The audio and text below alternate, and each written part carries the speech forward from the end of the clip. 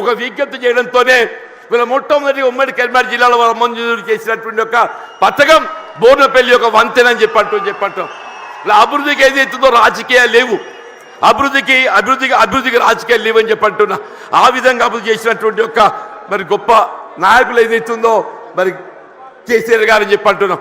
మిత్రుడు కొప్పుల ఈశ్వర్ గారు ఏదైతుందో ధర్మపురి శాసనసభ్యుడిగా వీళ్ళ మంత్రి వర్యుడిగా చెప్పంటూ నేను వాళ్ళు ఏదైతుందో రోడ్లవాగా ఆధునీకరణ వారి యొక్క ఈ ప్రాంతం అంతా సస్యశ్యామలం కావాలని చెప్పంటే ఆ ఆధునీకరణతో అది సాధ్యమవుతుందనే ఒక భావనతోని మరి కొప్పుల ఈశ్వర్ గారు ఏదైతుందో మరి కేసీఆర్ దృష్టి తీసుకెళ్ళడం వారు ఏదో మంజూరు చేయటం మరి ఏదైతే ఉందో మన మొత్తం ప్రాంతం జగిత్యాల కానీ ధర్మపురి కానీ చెప్పంటున్నాం.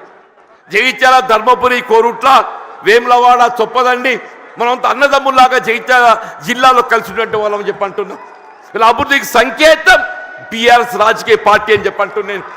ఇలా 10 జిల్లాలు ఉన్నటువంటి ఒక తెలంగాణ రాష్ట్రాన్ని 13 జిల్లాలు అదనంగా ఏర్పాటు చేసి దాని 23 జిల్లాల తెలంగాణ రాష్ట్రానికి రూపొందింపజేసినట్టు ఒక ఘనత ఇవాళ పెద్ద కేసీఆర్ గారిని చెప్పక తప్పదని చెప్పంటున్నారు.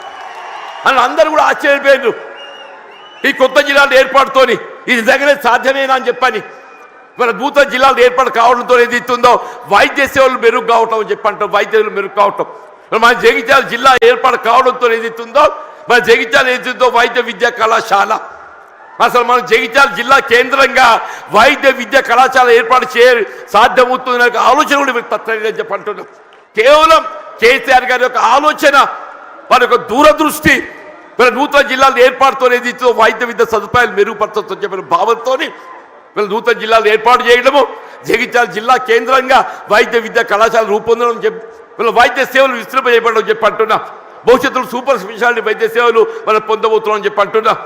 అది విద్య రాజ్యాంగం కల్పించిన హక్కు అని చెప్పంటున్నా.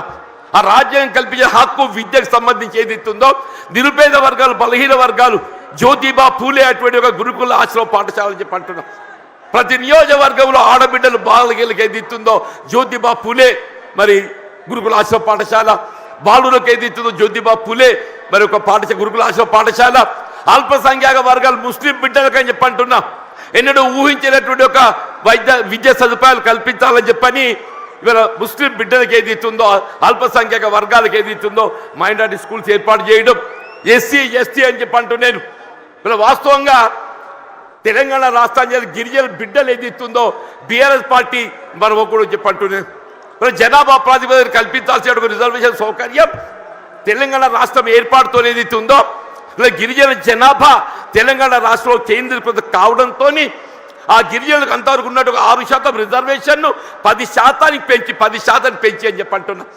ఇలా విద్యా ఉద్యోగాలలో గిరిజన బిడ్డలు వాళ్ళ లంబాడా కానివ్వండి, ఆదివాసీ కానివ్వండి, ఎవరికైనా ఏదైతుందో వారి భవిష్యత్తు నిర్దేశించినట్టు ఒక గొప్ప మరి నాయకత్వం కేసీఆర్ గారు అని చెప్పక తప్పదని చెప్పంటున్నా.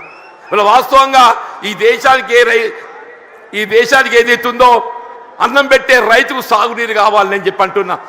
ఉచిత విద్యుత్ సదుపాయం ఏదైతుందో గతంలో నిర్దేశిత వేళల్లో విద్యుత్ అందింపజేస్తే వీళ్ళు ఏ విధమైనటువంటి ఒక ఆంక్షలు లేకుండా 24 గంటలు ఏదైతుందో రైతాంగానికి ఉచిత విద్యుత్ కల్పింపజేసిన ఒక ఘనత బీఆర్ఎస్ పార్టీ అధ్యక్షుల అధినేత కేసీఆర్ గారికి దక్కుతుందని చెప్పంటుండే.